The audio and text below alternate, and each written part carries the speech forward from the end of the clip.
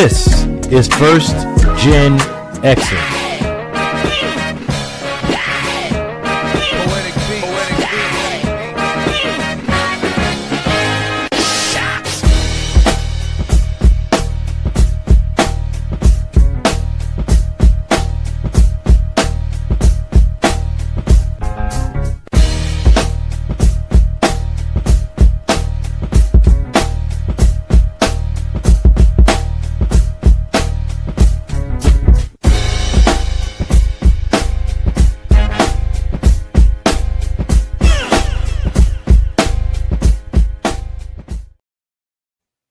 All right. Hello, and welcome to tonight's edition of Le Classroom, brought to you by First GenXers Broadcast Network, right here on the First GenXers Twitch, YouTube, and the KKW Network. I know all of that is a mouthful. We're all over the place. Probably seen our faces left and right in shorts and reels and TikTok. We all over the place. Just follow us, like, and subscribe. Trust me, it'll be to your enjoyment. All right. So we're here as usual to talk sports. I am your host, Dark Lord 100, aka KKW, and I am here with the lovely Miss O'Malley this week. One of these days, we'll get her and Suave back on at the same time. We had it a couple of weeks ago, but last week was Suave, this week is O'Malley, but the show stays just as good. So, all right. Maybe next let's week. Dig in. Yeah. So last week, I got to talk about the Max Crosby trade to the Baltimore Ravens with Mr. Suave. And we talked about how it was an interesting trade and that it did make the Ravens better, but we didn't really see too big of an upside. Suave tried to see an upside for the Raiders, but he's Mr. Positive. So what were your thoughts on the initial trade when it was supposed to go through? Well, I knew my husband was going to be pretty upset. Because I know that was something that he was hoping that they would have gone. Although, after seeing what came out about it, I knew he would be much less upset than where one of the other possibilities that he was going to go ended up being. Actually, two of them, to be quite honest, because it was between Dallas and Chicago was the only other team that was willing to give them the 2 first-round picks that they wanted. Yes. So Dallas wanted a first and a second, I believe. Yeah. Give them a first and second. I mean, to me, it actually kind of came as a shock, not that it was happening, just where it was happening. Yeah, to who? Yeah. Same thing here. The interconference trade was just like. Yeah. I was like, wait a second. Like within the same conference. What? Mm-hmm. I had to double check that it wasn't one of those proposed, right? Because all the time, it talks about the draft pick or the trade, and it's like, you go and you're like, oh, wait a second. This is just some freaking dumbasses. This is what I propose. So I had to do a double take on that at first, but because I saw one that said Stephon Diggs and Trayvon Diggs were going to reunite on the 49ers. I was like, okay, sure. Anyway, but needless to say, yeah, like it was an interesting turn of events that saw Baltimore end up rejecting Max Crosby. Now that was dirty.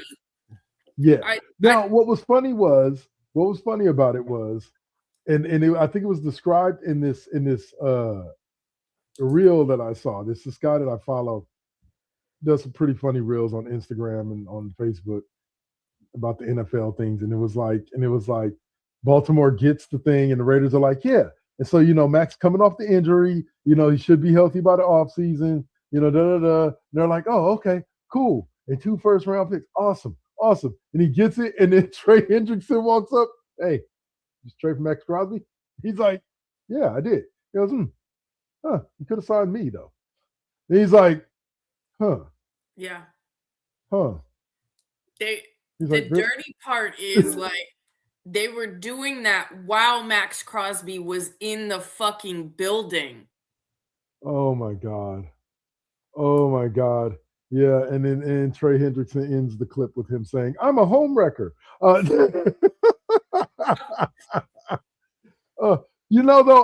here's what's ironic to me is I actually think Baltimore was the perfect place for Hendrickson because he hates the Bengals and now he gets to play them twice a year. Like now he gets to play them twice a year and get paid. So for him, the Bengals made more sense than almost anywhere else he could have gone. Now, in a stunning twist of events, with Crosby now coming back to the Raiders, there was a idea floated around that the Raiders maybe didn't tell Baltimore about Crosby's leg injury, so on and so forth, right? And they did it on purpose. Hold on. Check this out. So they did it on purpose. They traded him to Baltimore, right? Basically officially got him off the books as far as whatchamacallit. It's Tom Brady pitching this, mind you, in the skit that I'm watching. He's like, don't tell them about the knee injury. Let him go to the physical. While he's gone to the physical, we signed Tyler Linderbaum, their center, away from them. We signed him to more money than he could ever go. Right? And he's like, yeah. He goes, then they reject the trade and send Crosby back. And they're like, we can keep them both. He's like, exactly. So now there's an idea being floated around that this was all masterminded by the Raiders and they didn't tell Baltimore so that they could sign Linderbaum away from Baltimore for that ridiculous contract that he got. That doesn't make any sense though, because everybody and their mama knew about his knee injury. Like, yeah, I mean, very much so. He had surgery. It was a big deal that he was pissed that they had sat him the last game. But it falls in line with the Ravens basically claiming that the reason why they let him go was because he failed the physical when they knew about everything that was wrong. They knew basically he was going to fail the physical. Yes. You know what I'm saying? Yeah, y'all knew. It's also what came out with Crosby's agent afterwards, because then that fucks up any stock he has left there, because they're saying, oh, medical. And Crosby's agent came out and was like, first of all, his surgeon will tell you that he's ahead of schedule. Second, y'all knew all of this shit. Y'all knew all of this shit. And yeah. But so don't throw the player under the bus just because you're doing some shady other shit on the side. Well, I'll say, and in the ultimate twist of twist, Max Crosby now will remain a Raider. Well, for now. Well, supposedly they're not looking to trade him, and he wants to stay. Yeah. He recommitted himself to Vegas. Mm-hmm. Sure. So we'll see. Because it behooves both those two together to make it seem like that, so he has more stock if and when they choose to do something. We'll see. All right. So Max was not. Max was not the only, mover and shaker when it came to the NFL, the offseason this year. You did one hell of a thing. Oh yeah, and we're going to talk about that too.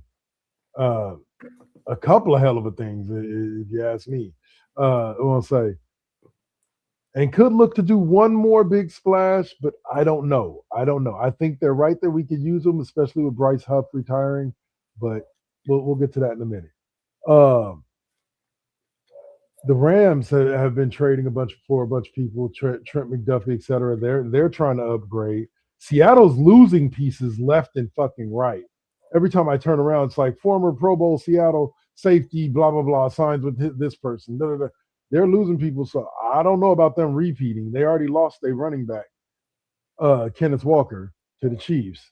But here it is. So Malik Willis lands with the Miami Dolphins. 3 years, $67.5 million. Geno Smith is traded by the Raiders back to the team that drafted him, the New York Jets. And some actually see this. I didn't have that on my bingo card this year. Let me see. Daniel Jones re-signed 2 years, $88 million with the Colts, so he avoids playing on the transition tag. We know about Kenneth Walker. Travis Etienne signs a 4-year, $48 million deal with the Saints. So they lost him, but they got Chris Robinson Jr. from the Commanders. The Jaguars did to replace him. So DJ Moore is traded. Well, we knew that, to the Bills. And yes, let's get to this. So the San Francisco 49ers had themselves a hell of a opening week of the season. Initially, the first thing that dropped was that they re-signed kicker Eddie Pinheiro to a 4-year deal. Hell of a kicker. I do not blame them for that. I'm here for it. And then the big signing came. They signed Mike Evans to a 3-year, like $67 million deal to come in and be the wide receiver one. I'm here for it. Him, Ricky Pearsall, George Kittle. I think that's with Christian McCaffrey coming out the backfield. I think that's going to make for one dangerous defense or dangerous offense. Sorry. Sorry.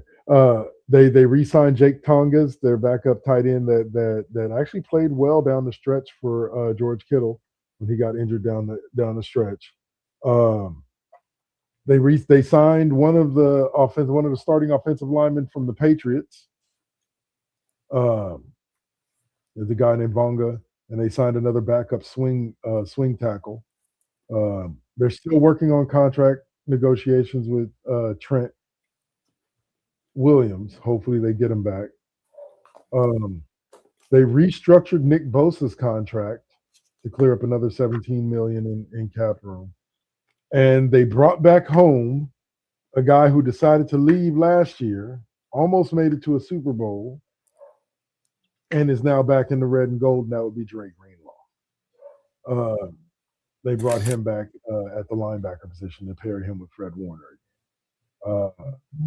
Yeah, like I said, and then Nate Hobbs, former Raider and Packer cornerback, signed with the Niners as well, and they signed another punter. I don't know where Thomas Morstead went, but maybe he retired. But they signed another punter as well. The big name that I was talking about that might be coming to the Niners, and love to get your thoughts on this, is we talked about this a little bit last offseason too, when the rumors were flying around about Joey Bosa, who is a free agent. He had only signed a 1-year deal with the Bills. Making his way down to San Francisco. The fact that his brother restructured his deal, kind of feels like there could be a quid pro quo. Yeah, you don't really give up money for nothing, you normally, and so, and that is his brother. You don't really have to. Yeah. So, that would be interesting. I know Mama was pushing for it last year. Yeah. Evidently, Mama sent out another cryptic tweet about Joey potentially signing with the 49ers. I think she would just be happy because she only have to go to one stadium every Sunday. Yeah. Wherever, and see both of her boys. Right. It was kind of like the Harbaughs when the Harbaugh mom and dad when the when Kelseys. The boys, yeah, or the Kelseys, yeah. But I don't know. I think that I agree with this article that I read on NBC Sports Bay Area. I think it was Matt Mioka wrote an article, and probably not. I'm misremembering the name, but he's the only one I really remember from that. But an article that talked about basically it's a win-win for both. For all parties involved. Bosa gets to play with his brother. He gets a decent salary, 10, 12 million, probably somewhere around there. He's not expected to start and play the majority of the snaps every day. He's a rotation piece. And, he doesn't have to be explosive all the time. He just has to be, he just has to be what Joey Bosa can be. And so I agree with that. I think it would be a win all around if they manage to sign him. But yeah, we'll see. We'll see. But I do say so far they've had a big free agency period. And this is really the most active free agency period I've seen them have for a while. They are in a while. Oh, and they also traded a 3rd-round pick to the Dallas Cowboys. I was saying this to Swab. I was like, this was hilarious to me. I read this article. You can tell me your thoughts on this. Where they said Dallas has 3 defensive tackles, right? After getting rid of Kenny Clark in the Micah Parsons trade, or after getting Kenny Clark in the Micah Parsons trade in Green Bay. Mhm. Right? They had 3 defensive tackles. They had Kenny Clark, they had Quinnen Williams, former New York Jet, and they had this kid Quay Kondazi, right? I probably just butchered his name, but I know his name is Quay something. He was the youngest. Statistically, he was their best defensive tackle last season. Like pass rush win rate, run block, run stop win rate. By statistically, he was the best one that they had, and he's the youngest. So I call this another classic Jerry Jones move, where you keep the 2 old guys that maybe only have 2 or 3 years left in their career. It's very Jeannie Buss and LeBron James. Yeah, and keep the young and trade away the young stud that could be a dominant defensive. Okay, right? We'll take him. Don't worry about it. We got it. But the Raiders made some interesting moves as well, picking up Quay Walker from Philly. There was a lot of movement from teams that were really good last year or semi-good, that teams just let players walk. And that would surprise me with as much as the cap went up this season, like something like close to $28 million we jumped this year. So I figured a lot of these players would probably be staying put, getting paid by their squads, but they're all moving teams. Well, not when they can still go and get paid more somewhere else. Well, we also had Tua land in Atlanta. Malik Willis ended up, I said that a little bit earlier, didn't I? In Miami, replacing Tua Tagovailoa. Like, how is anyone insuring Tua at this point? I don't know. He's now entering the backup phase of his career. But the young quarterback, the young quarterback that sits ahead of him. Bro, his brain doesn't change just because he's the backup and not the starter. Fuck. No, but it does take a lot less hits. One more and he could be freaking Rocky, okay? Like, I mean, look, as long bro, we live in a world where as long as somebody is willing to pay you and you're willing to work, it's insane. It's absolutely insane to me. You can't be that hard up at this point that you're literally, you have more future outside once football is done than the whole time you like, don't ruin the future that is your life for some stupid shit. Let me say it like this.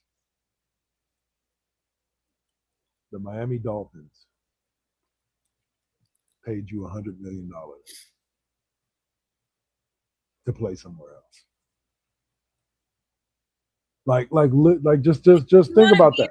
Remember your name when your kids graduate from high school?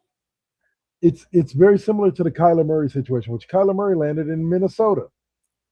But it's very similar to the Kyler Murray situation. Like, Kyler can't really talk too much crap, even if he does start from Minnesota, because bro, Arizona paid you $40 million to go away. Like, they cut you with dead money left on the cap, where they owed you $40 million. Yeah, like they're paying you $40 million. They would rather lose money than to continue to employ you. Like Tua, like here's the thing I'll say about Tua. Love him to death. I think when he's healthy, he's a great quarterback. But Tua, you can't mock anybody else. You gotta. I hope you are humbling yourself, because from now on, whenever you get uppity, all somebody's gonna look at you and say is a team took a historic dead cap hit just to get you to fuck off their team. $99 million is the largest dead money cap hit a team has ever taken to release a player. Just take it and fucking retire. That's what I would have done. That's what I would have done. I'm good. I don't need to sign anywhere else. And like he's signing with Atlanta on the league minimum. But I wouldn't even have done that. Why? You getting $100 million over the next 2 years. Why? What?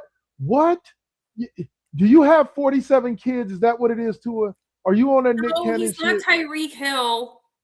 Like if it's just you, your wife, $100 million is enough to set up your kids. That's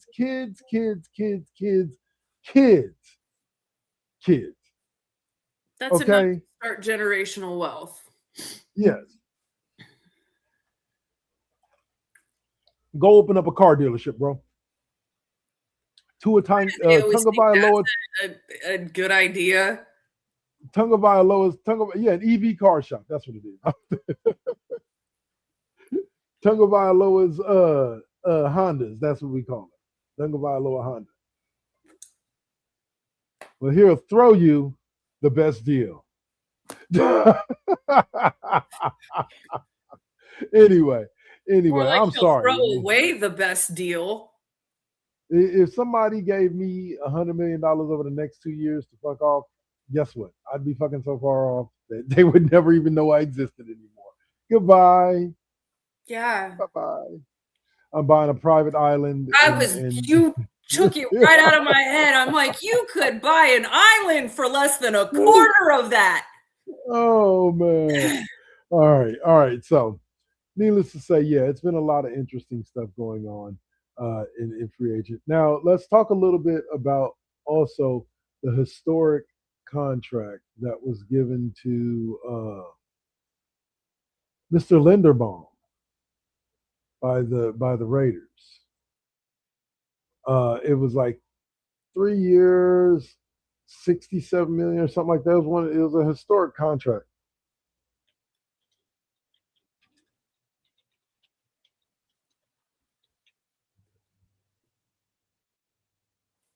There it is. All right. 3-year, $81 million contract making him the NFL's highest paid center at $27 million annually. Is it worth it because you have a young back like the guy's a great run blocker, and you have a young back like Ashton Genty back there, and you'll have a young stud in Fernando Mendoza after the draft? No, you don't think so? No, because I think you can get all of that in much less. Okay. I mean, I guess maybe they're looking at it as it's a protection for our current and future investment, I guess. But why? Yeah. Like, I mean, part of it is I'm not even looking at the who, it's the position. Yeah. Why invest that much money at the center position? Why? Yeah, because why are you setting a really crazy market value, first of all, when it's not necessary? I think they could have gotten him for closer to like 17 or 20. Yeah. Because what? Did you think that there was some threat that someone else was going to come and even come close to something crazy like that? Probably not. Yeah. No. Yeah. I don't think he sees a contract like that if not from the Raiders. And I think you have pictures of Mark Davis, Mr. Bowl Cut, and some hookers. Anyway, but no, I think it was overpaying him to guarantee that he was going to come to Vegas, and then B, overpaying him because you snatch an important piece from one of your biggest competition, despite it they're not really competition because the Raiders still suck in Baltimore. You weaken Baltimore and you make your team a little bit better. It's going to suck because I was telling Suave, like, I actually liked it better when they had traded Crosby and they had the 1st and 14th, because then they could take Mendoza with the 1st and then take whoever the best tackle is in the draft, at 14 and help solidify that O-line. You get yourself a young tackle, you get yourself a stud center like Linderbaum, Now you've got an offensive line that can get some shit done. But we'll see. They don't have the 14th pick anymore. It goes back to the Ravens, who now have Trey Hendrickson. Go figure. All right, so that's going to do it for us for the first half of the show. We now only have it's like a 3.5 minute commercial break instead of 5 minutes. So woohoo, we're improving. Let's see. So we are going to go ahead and take that break, and we will be right back.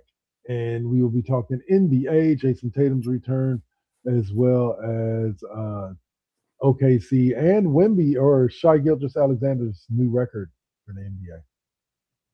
You are watching The Classroom right here on First GenXers Broadcast Network and the Double KK Double Network. Peace.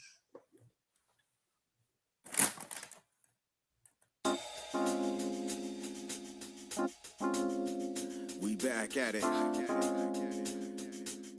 Yep, we still doing it. Poetic beat. First GenXers. Gia. Let's get it, y'all. Come on. We back in the building. It's been a long time cooking in the soup kitchen. And I'm chilling with the same. Dropping these beats won't stop, nope, I can't. Let me get up in the lab, turn it up. Game on with the First GenXers. What's up? Let's flip on the Switch or the Xbox and get up in my zone, I'm clowning. Let me clear my throat for a minute. Shout out to my folks while I'm in it. It ain't nothing but love, it's babe business. I really don't know what's so who ain't feeling this. And this is only the beginning. Now versus then, this is something for the chillin'. Poetic got the joints like McDonald's. I'm loving it. It's the First GenXers. We're now rocking with Poetic Beats. This is the First GenXers production. Get your PlayStations out. Get your Xbox out. Get your Switch out. Let's get it in, y'all. Holla back.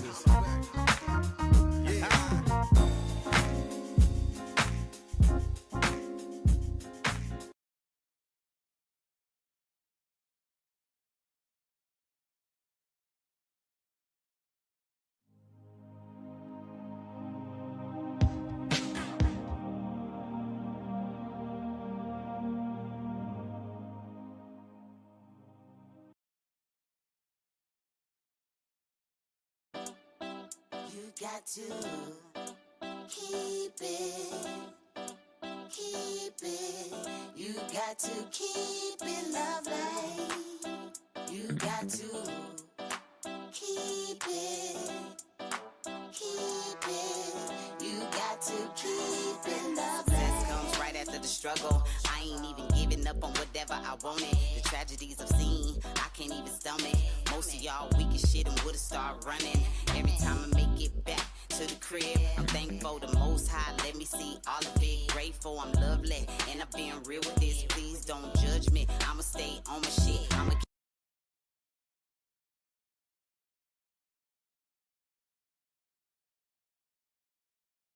Adams family dynamic between Pugsley and Wednesday. Very true. Yeah. Well, I always temper this because I think I did not like the receiving caution tagline. I've also seen what Chase Center looks like when the Valkyries are fucking playing, so fuck all of you. Because Chase Center is packed no matter what's going on.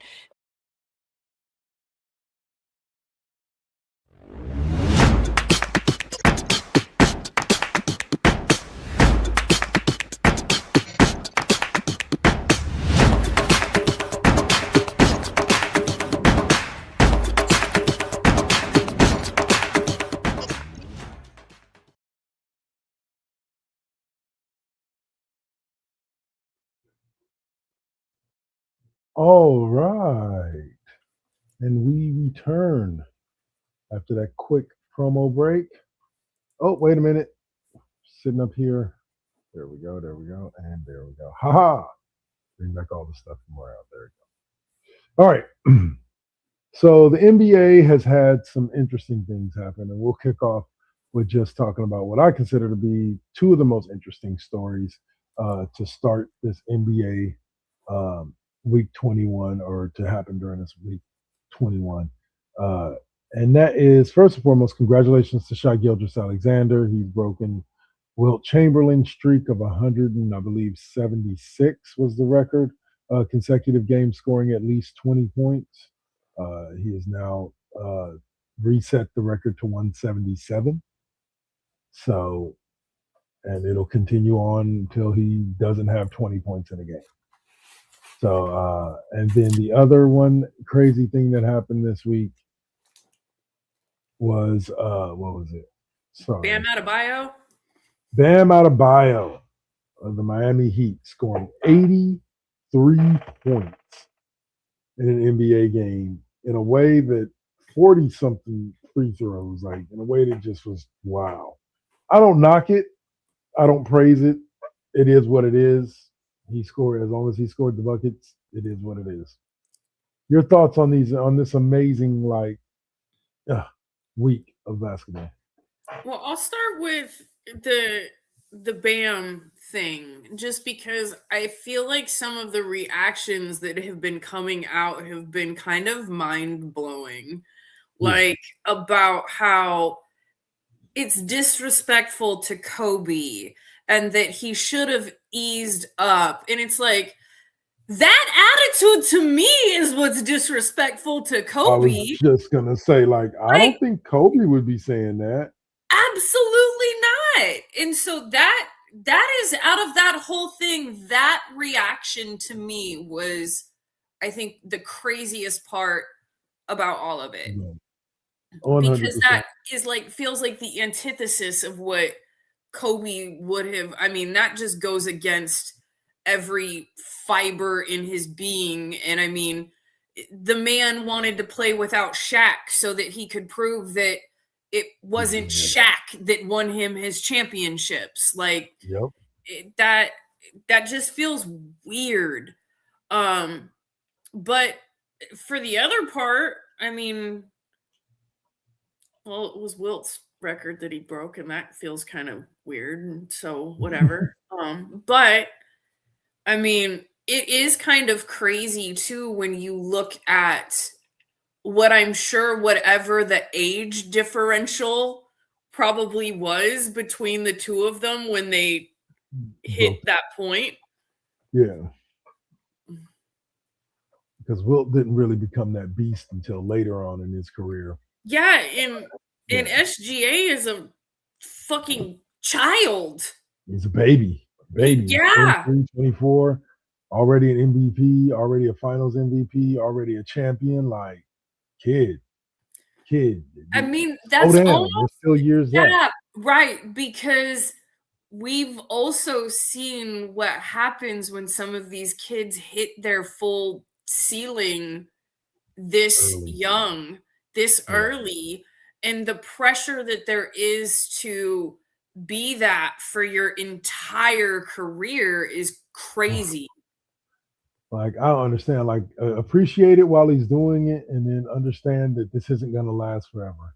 Right. It never does. No. All right. So some of the other stories that came out is both OKC and the Spurs clinch. The Thunder became the first team to clinch a postseason spot on March 1st, followed shortly by the Spurs, who are 49-18. Let's see. OKC entered this week on an 8-game winning streak. Like I said, they're having that type of season like the Warriors had a few years back, or when they had KD, when they were winning they'd win 7-8 straight, and then they lose one, and then they'd win 9 straight, and then they lose one, And so it's not many people outside of the Spurs that are really even going to challenge OKC. Wemby just gives everybody fits. So ain't really much you can do that. I'm sorry. I had this conversation with Suave when he was on, and we were talking about Wemby. That's before he started the whole Spurs didn't deserve Wemby stuff thing. We were talking about the fact Wemby's superpower is that he's tall. That's it. I'm not saying the man is not skilled at basketball. He truly is. But his superpower that makes him such a dominant player is that he's tall. He can just reach up over people. He can literally grab a rebound before it comes down to the head of the 6'9" dude. Like, just right out of midair. So, but anyway, speaking of that tall, after having, he had a week that included a 38.16 rebound and 5 block performance against the Pistons and a 39-point game against the Celtics. The Spurs have only lost once with him in the lineup since January 31st. Is Wemby making a push for MVP? Like, should Wemby win the MVP this year? I don't know. What's up, Tech Tinkers? Thanks for tapping in. Like, I mean, maybe. Like, I still feel like, well, I mean, I don't necessarily see anything quite yet that's definitive towards one person or another. Like, I feel like there is still, like, how does your team finish the season? How do you finish the season? Like, who puts their team in the best, on the best foot for the postseason? Like, some of those things matter. So, I mean, an argument absolutely can be made, but I think an argument can be made for several people right now. I think that it's a two-man race between him and Jaylen Brown. And what I mean by that is this: there's not that there hasn't been other people that are important to their squad. It's that I genuinely don't think that there's anybody that has been more important to their squad than those two. If Boston somehow lost Jason Tatum and Jaylen Brown at the beginning of the season, they are nowhere. You know what I'm saying? They're nowhere near where they're at right now. Right. And without Wemby, as talented as that Spurs squad is, they're not doing what they're doing right now without him. So, absolutely. I still think, though, that included in that is how they end up finishing the season. Yes, 100%. 100%. So, but I don't disagree at all, because those are the two players right now that, should you remove them from the teams as the teams stand in this moment, wouldn't be where they're at. Fair enough. Then again, the same argument can be made for OKC with Shai Gilgeous. They're not where they're at without him. But it's also, I think it's more difficult to repeat than it is for somebody else to get, right? Because what more did he do this year? Or, what is the other competition around him versus last year? True. All right. And the Lakers last night, led by Luka Doncic, have won 5 straight and moved it from 6th to the 3rd seed. Doncic had a great week, having a 44-point fantasy week, having a 44-point performance. Well, let's also be clear here. The 3 to 7 spots are within a half a game to 1.5, 2 games within that entire group. So that 3 to 7 is not much of a jump. Well, they only had to win five straight to make that jump. I'm not saying winning 5 straight NBA games is easy. I'm just saying you only had to win. You didn't have to win 10 or 15 straight to move from the 6th to the 3rd spot. You just had to win 5 straight, and you were in the 3rd spot. So, but I don't think the Lakers are catching.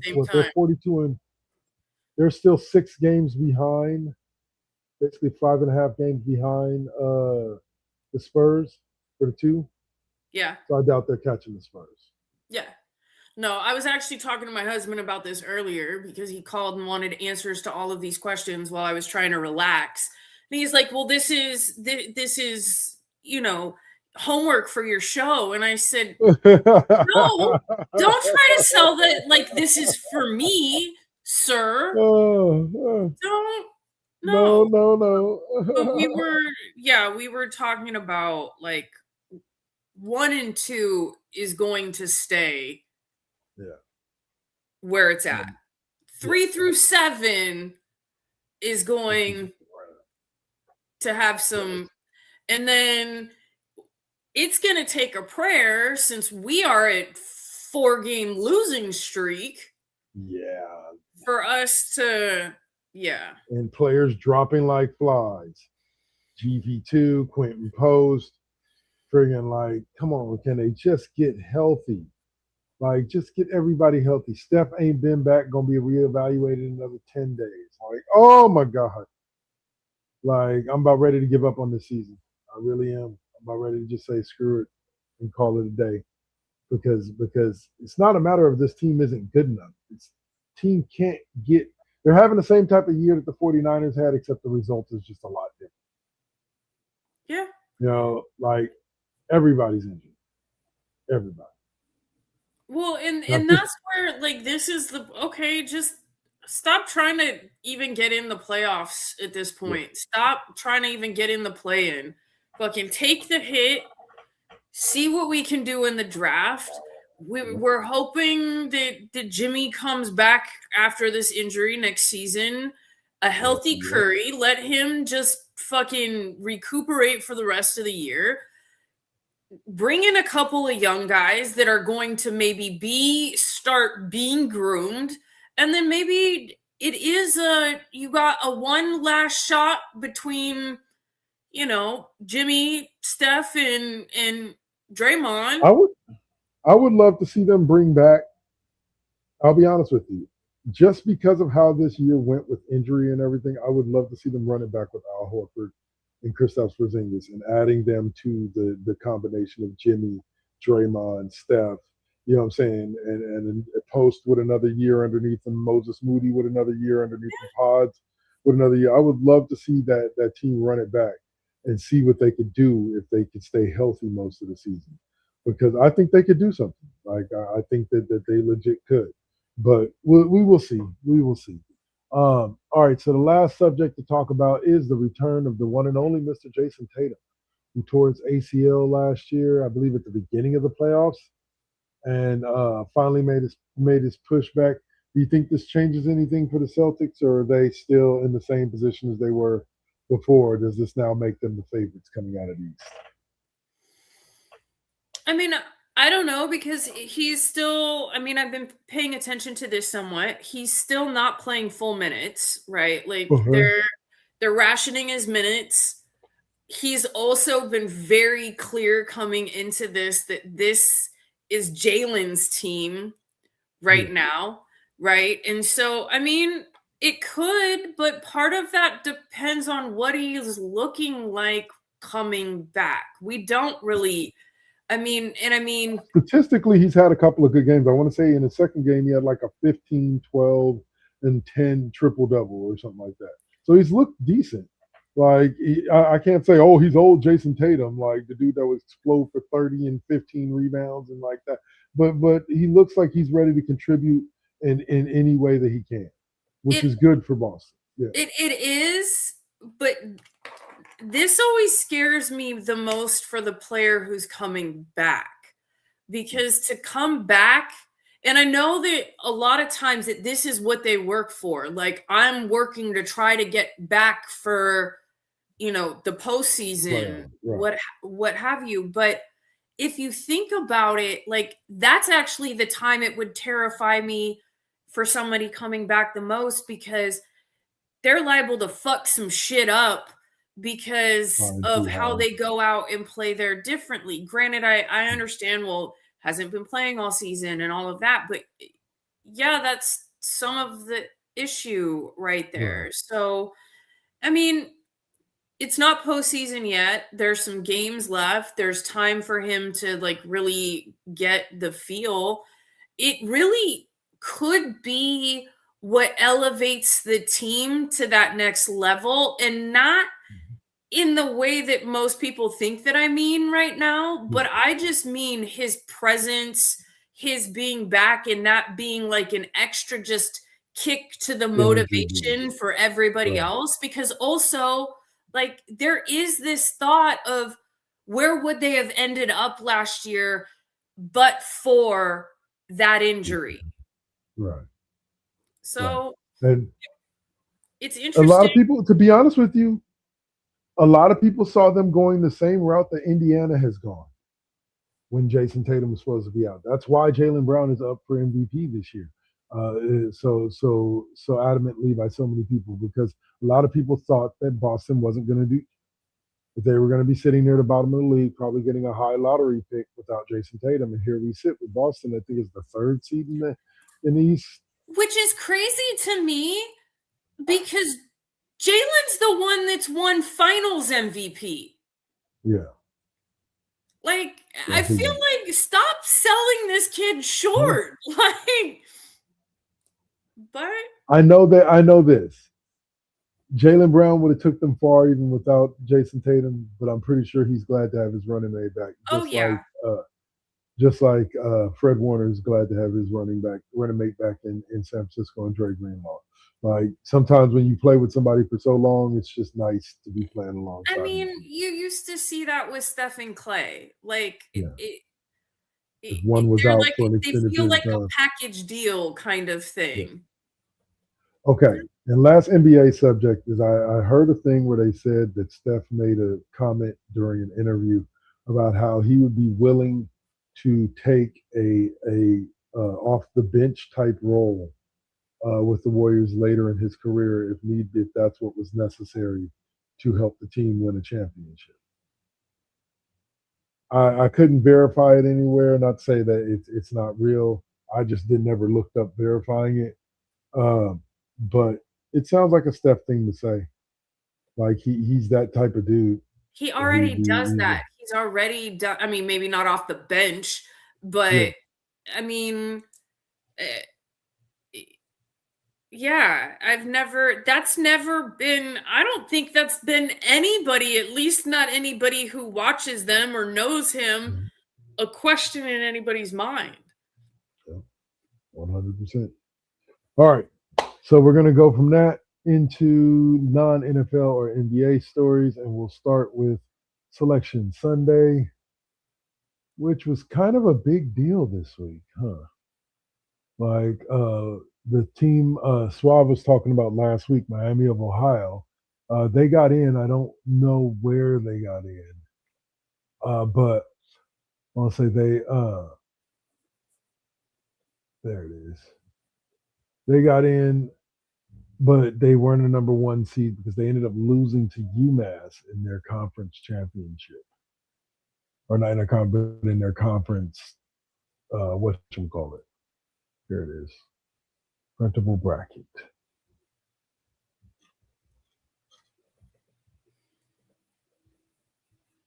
All right. There we go. All right, so you got Duke is the one in the East. Florida is the one in the South.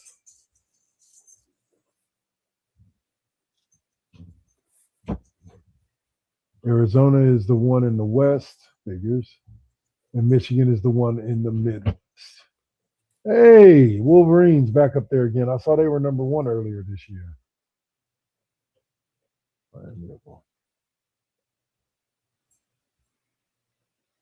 I'm trying to see where Ohio landed. That's Ohio State. California Baptist made it into the NCAA tournament. And like not even in a play-in type manner. Like they're actually in as a 13 seed. Who? That's crazy work. California Baptist. That's what it says. They're trying to be the next St. Mary's. I guess so. Oh man. Okay, I don't see Ohio on here anyway. So Ohio didn't make it in. That's crazy work if they didn't. That's straight crazy work if they didn't.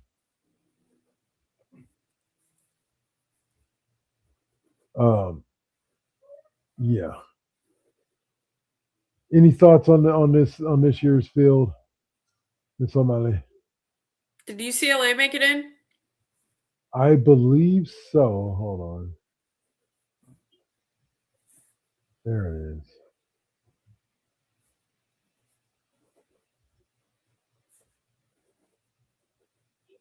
Bracketology. All right. No.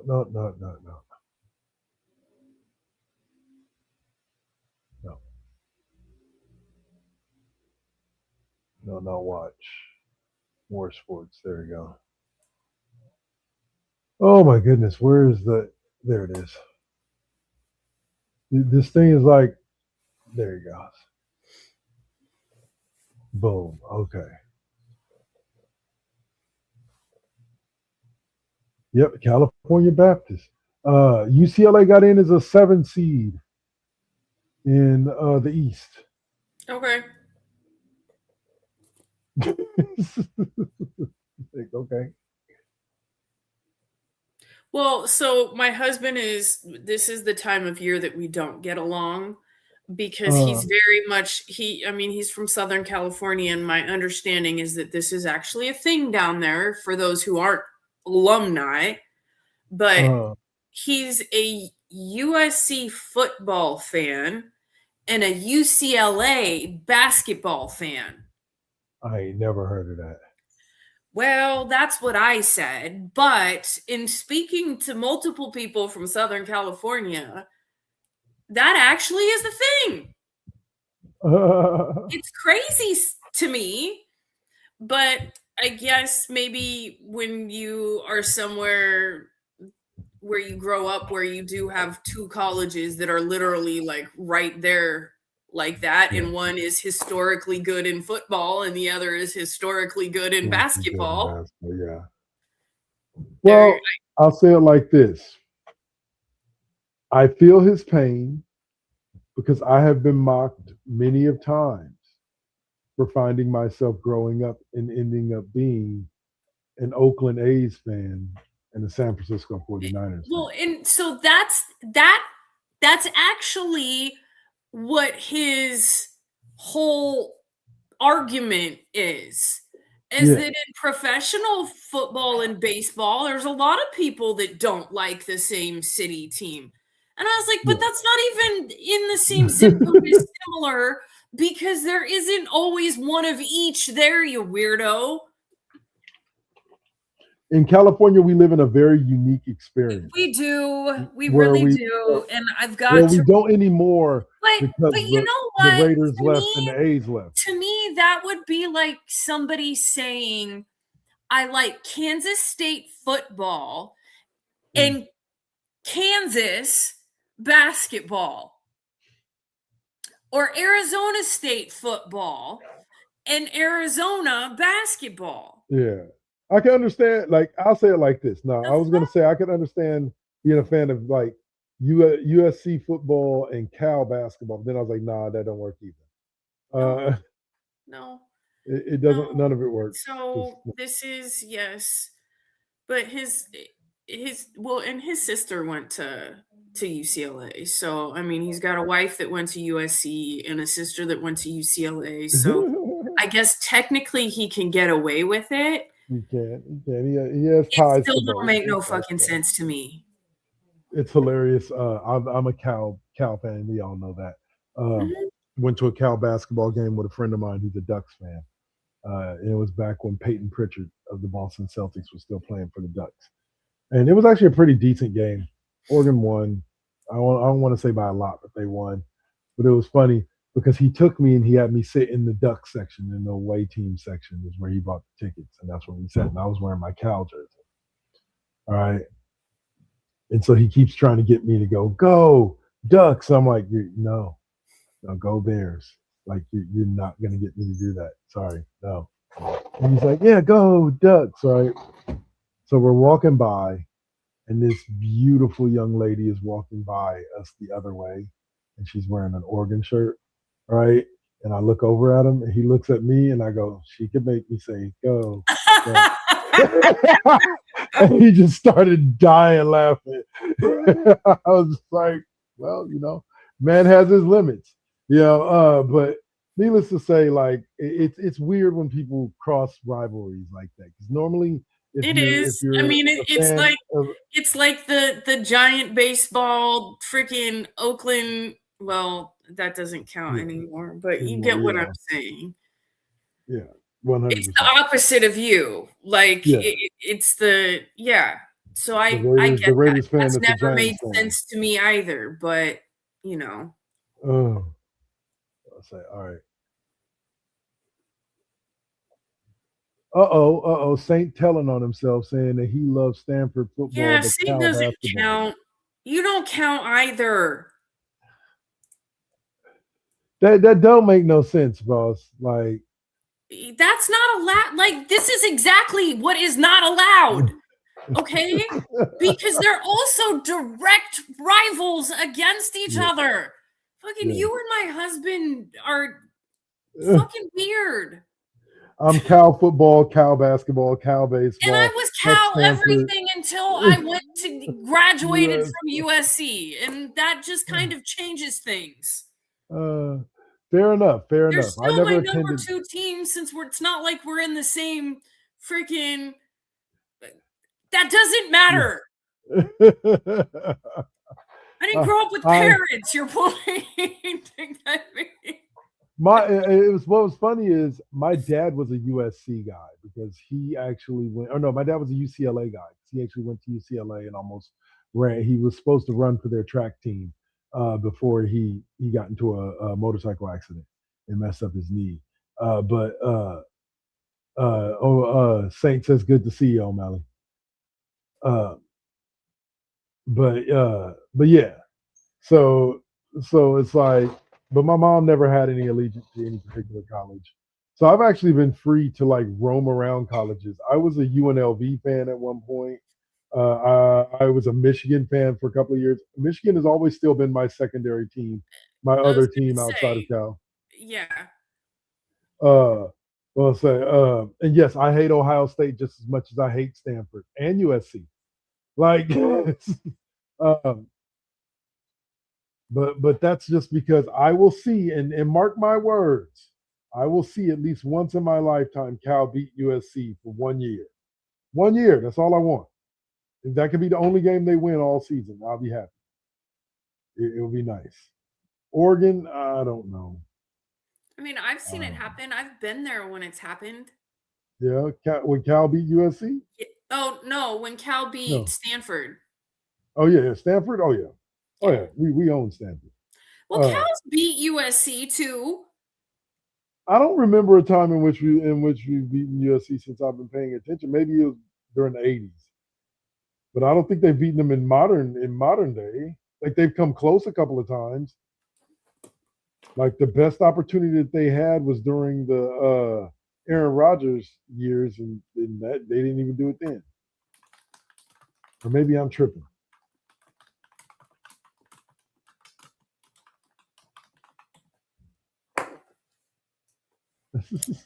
Okay. Cal football has 33 recorded wins against USC, with notable recent victories in 98, 2000, 2003, 2018, and 2023.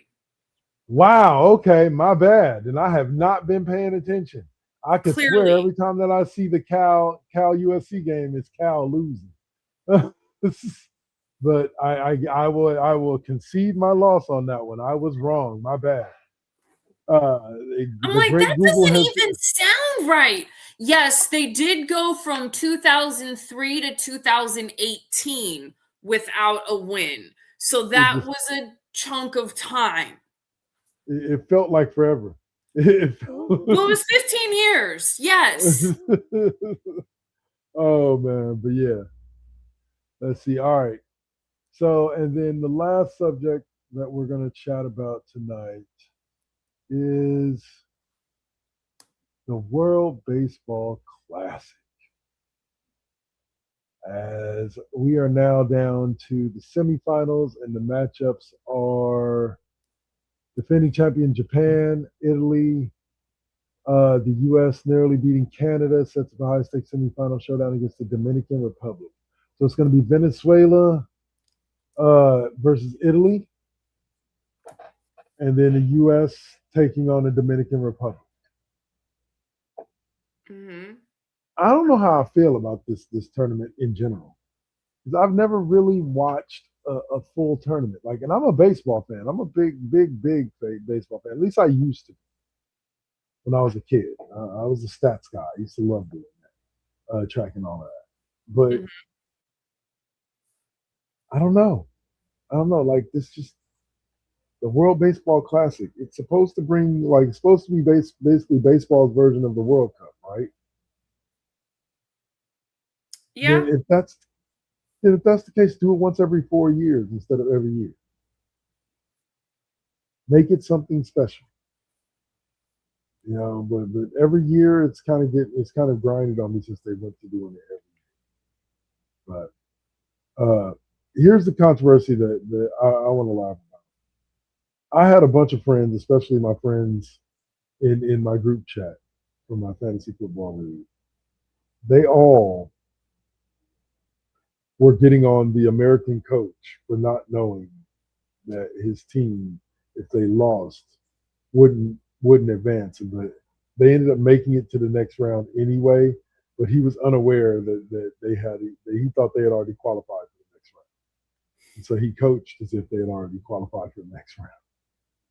And almost cost them a trip to the next round, if not for, I think, Italy losing and allowing them to the semifinal round. So, incompetent coach or just anybody can have that blunder? What do you think? I mean, it's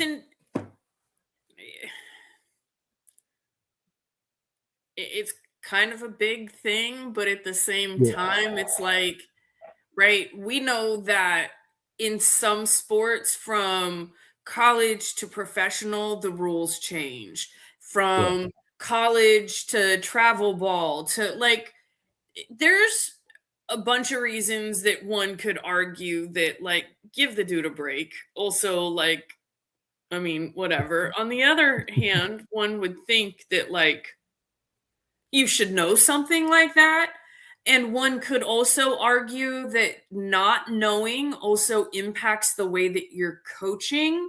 Because if you're coaching with a mindset that we've already made it, that might impact how you coach in that moment. So that's why I find that concerning more than anything. 100%. Like, it concerns me. Or at minimum, there should be somebody within the organization that keeps you abreast of these situations. Even if you are not directly looking into it yourself, there should be somebody that keeps you. Hey, yeah, coach, yeah, man, just so you know, if we lose this game, we don't go to the next round. Oh, shit, we haven't qualified for it yet? No, we haven't qualified for it. All right, cool. Thanks for telling me. That's all it takes. You have a paid intern. You have an unpaid intern. Let him do it. Part of your responsibilities is to make sure that the coach is aware of where we're at in the standings at the beginning of each game. There you go. So I got to do one line in the position description. There you go. But yeah, like, at the end of the day, they did make it to the next round. We'll see what they do against the Dominican Republic. Baseball, I like things like this sometimes because baseball has always been considered a world sport. It's kind of like always why when I get the itch for the U.S. to do well in the World Cup in soccer, it's because, like, we're looked at as like the bastardized brother of some worldwide soccer. Right. You know what I'm saying? Like, right. and I think that we have the athletes within this country to compete at a high level. You know, and so I want to see them compete like that. It does kind of come like that sometimes with baseball, because baseball has always been a, like, Latin, Dominican, sport. Like, yes, it was created by the white man. Babe Ruth was one of the first people that was good at it. But since it's been integrated, the sport has really been taken over by people of color. And you've also got in there Japan and Korea as well. Yeah, and Asia, yeah. Yeah, for sure. 100%. So to see the U.S. team do well would be nice, just because it would prove that, well, although some of these other countries seem to do it better, so in some cases, it's still an American sport, Yeah. And so, good luck to them. Good luck to them. The Sharks are getting my hopes up. I believe they're close to making the playoffs, but I know they aren't going to do anything. But the GM is doing everything he can to keep his job. So that's all I can really ask of him. He's making moves, signing players, cutting players, trading players, getting draft picks back. He's doing what he can. At least they can't say he didn't do anything. He stood by idly and did nothing. Right. All right, so that's going to close us up for this week. We're going to have our atypical last words from the one and only O'Malley. Fuck LeBron. There you go. It's just that simple. Go Celtics. Go Celtics is right. Yep. Warriors, just get in the ambulance, go to the hospital. Just and we'll go see you next home. week. Go to Cabo. Go just relax. Let's give this a shot next season. Yeah, for sure. That'll do it for us. Thanks to all the people that showed up, that tapped in, Saint, Tech Tinkers, we appreciate you. And everybody who tapped in on YouTube as well, on either the First GenXers or the Double KK Double Network. And we will see you guys next week with Mr. Suave. Will be back in the house as well. And hopefully we'll have O'Malley. And the three of us will. As long as dude, bro. No, I was just gonna say that. Time changes and have you watched any of the new episodes of Scrubs, the new season of Scrubs? No. Yes, it is hilarious. I'll have to check it out. If you like the original series, Yeah. like, it's fun. But there's a scene where one of the they've introduced a new group of interns, and one of the young interns overhears JD complaining about like being a fuddy-duddy basically. And she goes, "Hey, Dr. Jordan, we're going to a rave tonight. You know, it's Friday night. We're going to a rave tonight if you'd like to go." And he goes, "You know what? I'm in." And she goes, Great. We'll come pick you up at midnight." He looks at her and goes, "Midnight? Like at night? No, I'm out." Walks away, and I'm like, exactly. Yeah. Exactly. That's when the party starts. Oh no, man, that's way past my bedtime. No. I need to be home by 9. In fact, on my way home by 8:30. Where like it's gotta be day drinking or nothing at all. We either partying at noon or we not partying at all. Yeah, it's okay. We're meeting for dinner at 5:30, or shit ain't happening. You know. All right. So y'all have a great night. Stay up, stay real, be safe, and we'll catch you guys next week. Peace. Bang, bang, bang, bang, bang, bang, bang, bang, bang.